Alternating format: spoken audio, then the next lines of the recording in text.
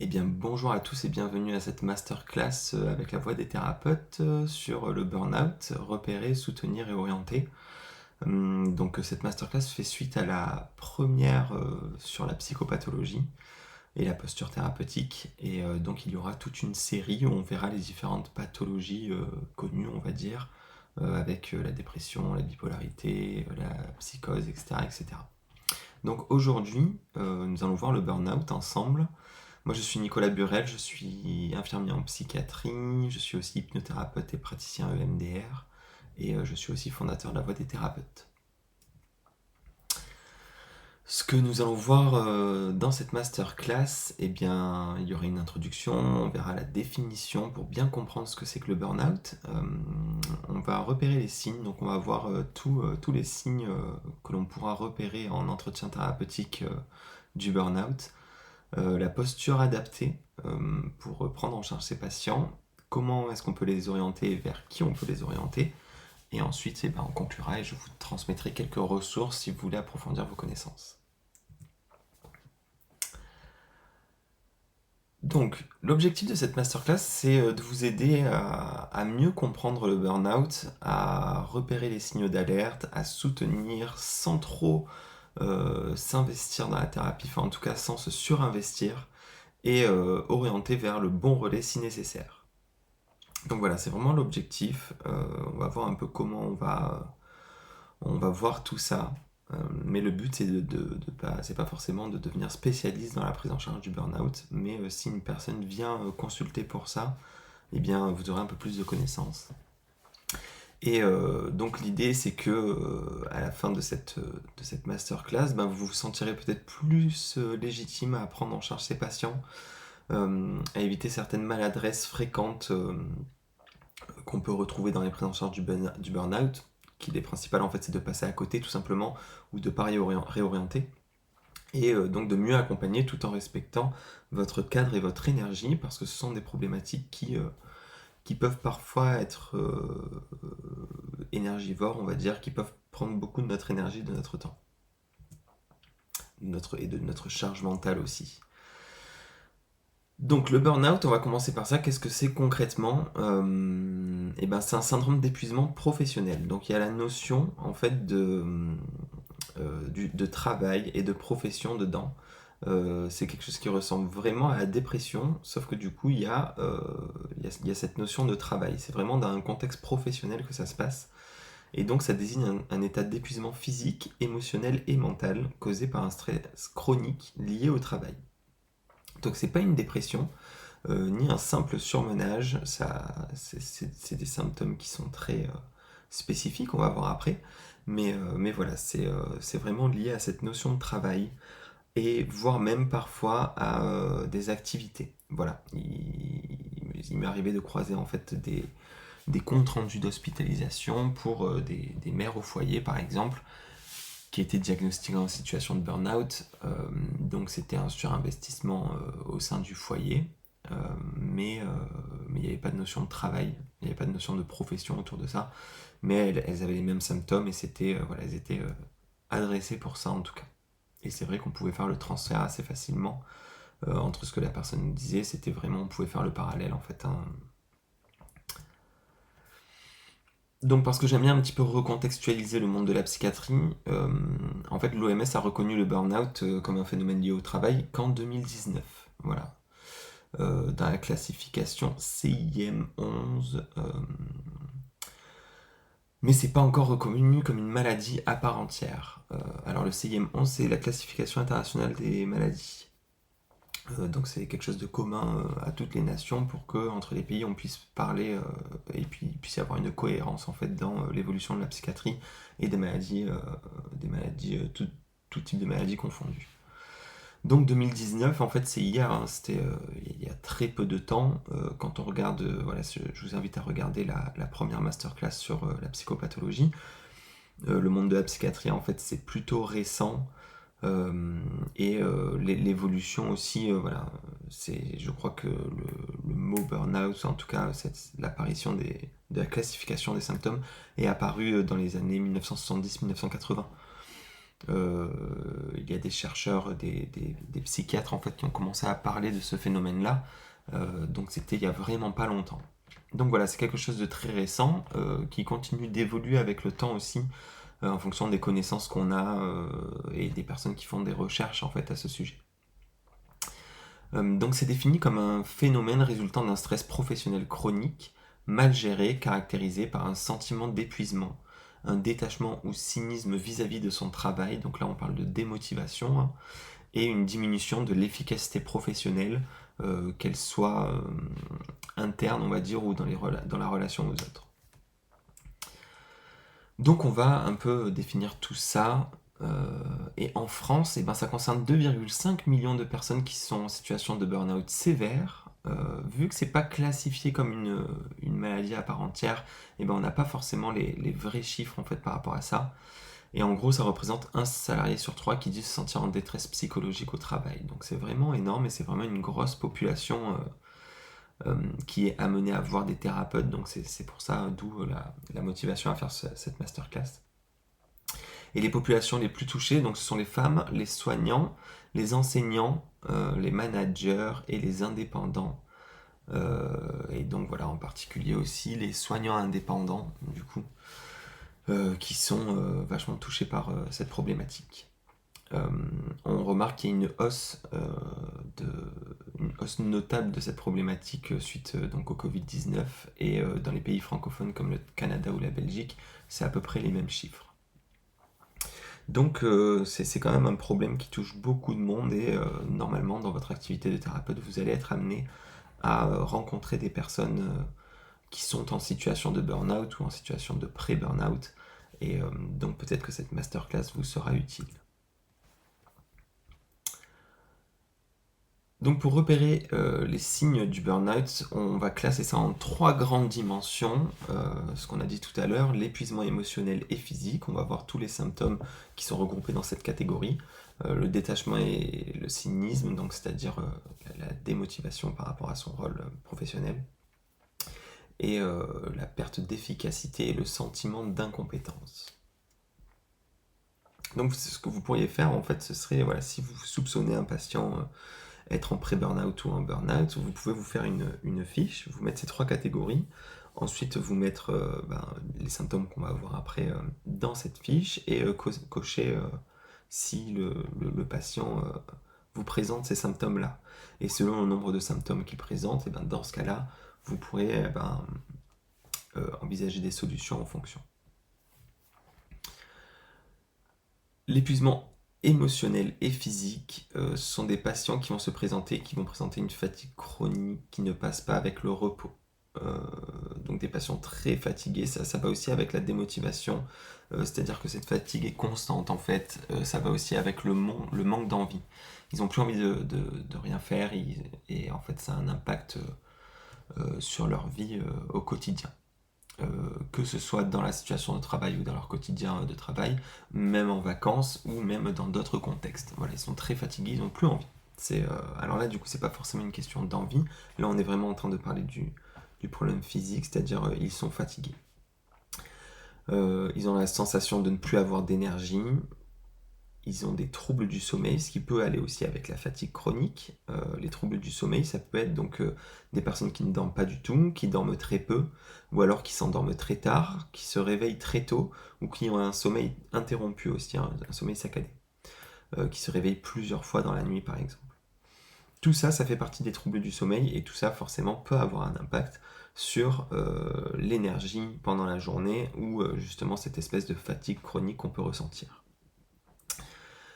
Ces patients-là peuvent aussi avoir des tensions musculaires, des migraines, des troubles digestifs et une hypersensibilité ou à l'inverse une apathie, donc c'est-à-dire un manque de sensibilité. Généralement, dans les premières approches qu'on peut avoir avec les patients, c'est pas leur motif de consultation. Ça peut arriver, mais il y a des patients qui vont venir consulter selon votre spécialité pour justement un des symptômes, la fatigue, le trouble du sommeil, l'hypersensibilité. Il peut y avoir aussi des consommations à risque ou alors des addictions. Donc l'idée, ça va être de questionner tout le reste. Voilà, est-ce qu'il y a d'autres troubles comme ça? Est-ce que vous pouvez un peu me parler de votre rythme de vie, de vos relations aux autres, etc., etc.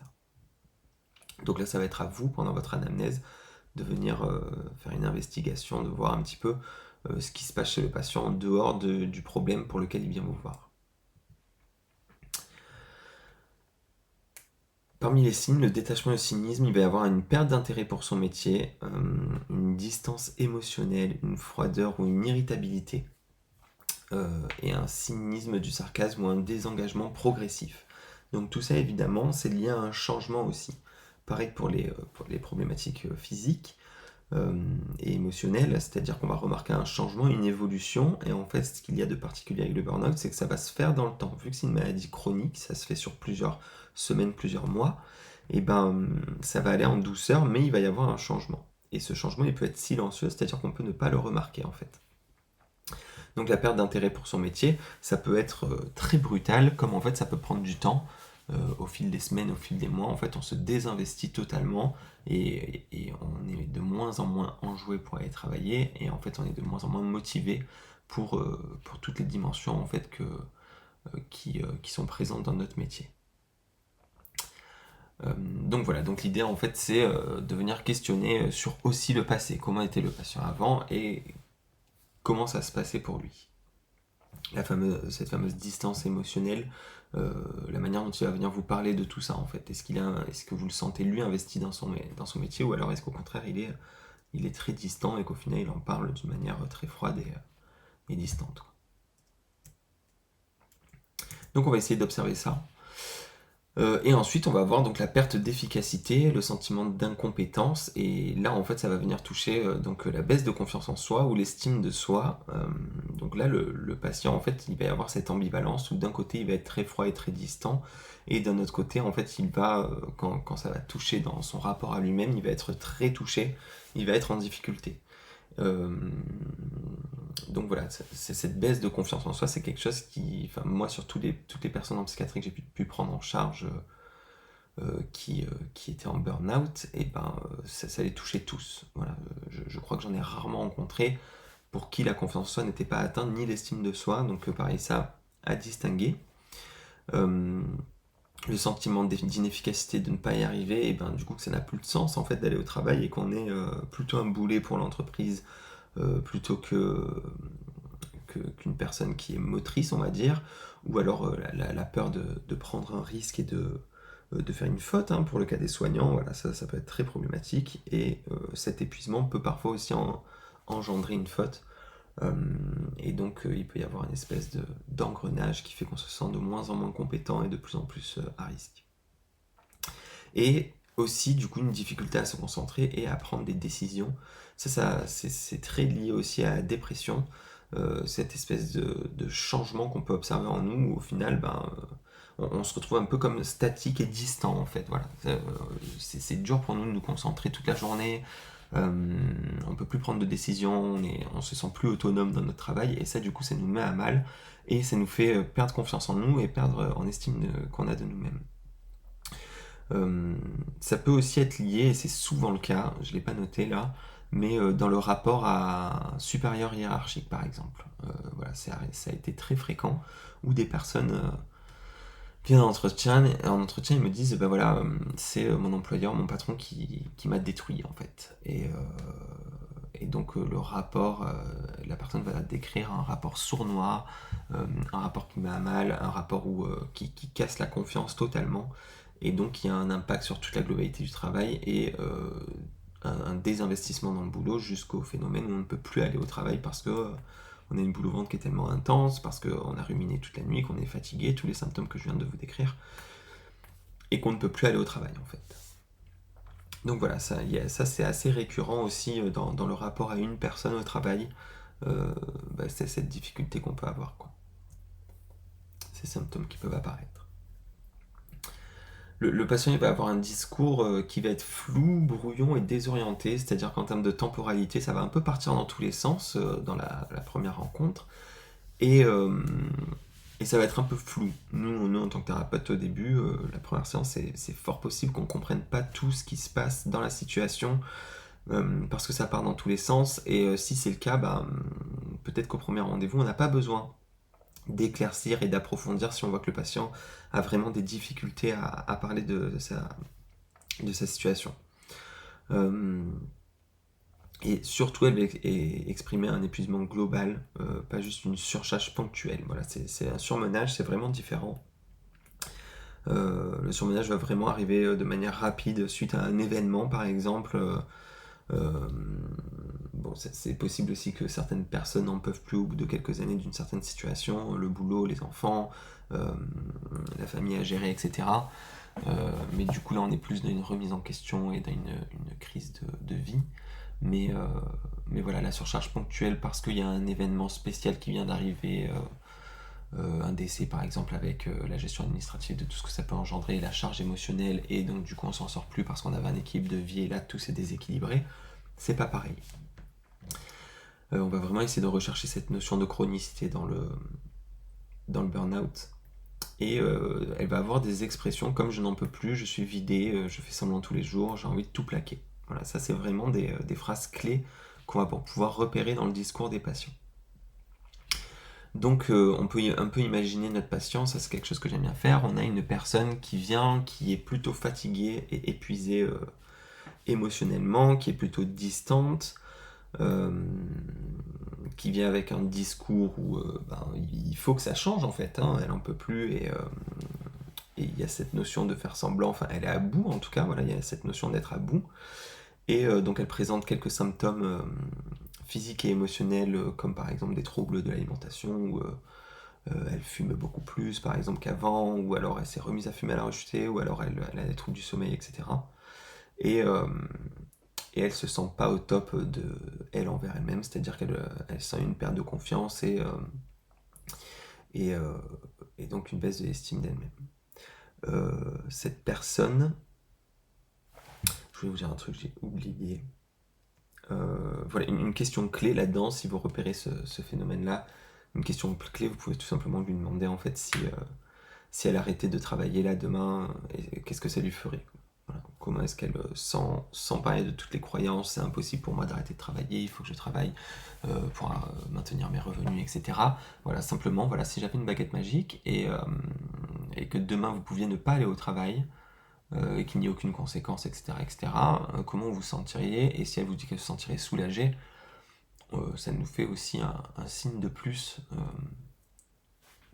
pour se dire que cette personne est en burn-out ou en pré-burn-out. Donc ça peut parfois masquer une dépression du coup c'est une maladie qui, elle est comment dire, différente du burn-out, on va dire ça comme ça, et qui, elle, va nécessiter un traitement médicamenteux. Ça se passe au niveau biologique, la dépression. Je ferai une masterclass sur ça, sur la prise en charge et l'accompagnement de la dépression. Et donc voilà, donc c'est très important de rester vigilant aux signes de la dépression, mais surtout aux signes qui sont un peu plus graves, comme des pensées, des idées noires, des idées suicidaires, l'isolement extrême et une absence totale de motivation. Voilà, si la personne présente ces signes-là, c'est très important de l'envoyer chez un psychiatre, voire même aux urgences si c'est nécessaire. Donc c'est pareil, si vous n'êtes pas formé, donc si vous êtes thérapeute et que vous n'êtes pas formé à la prise en charge du risque suicidaire, je vous invite fortement à le faire parce que c'est très important de pouvoir repérer les signes. Des fois, on peut passer à côté, donc c'est dommage, on va dire, hein, de passer à côté d'une personne qui présente des risques suicidaires. Des fois, on peut aussi s'en rendre compte, mais de ne pas savoir quoi faire et de ne pas savoir gérer un entretien avec une personne qui présente des risques suicidaires. Et parfois, on peut mal orienter aussi. Donc voilà, il y aura sûrement une masterclass aussi à ce sujet. Mais voilà, c'est très important.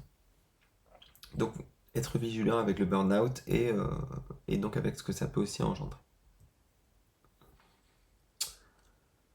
Il va y avoir plusieurs stades dans le burn-out.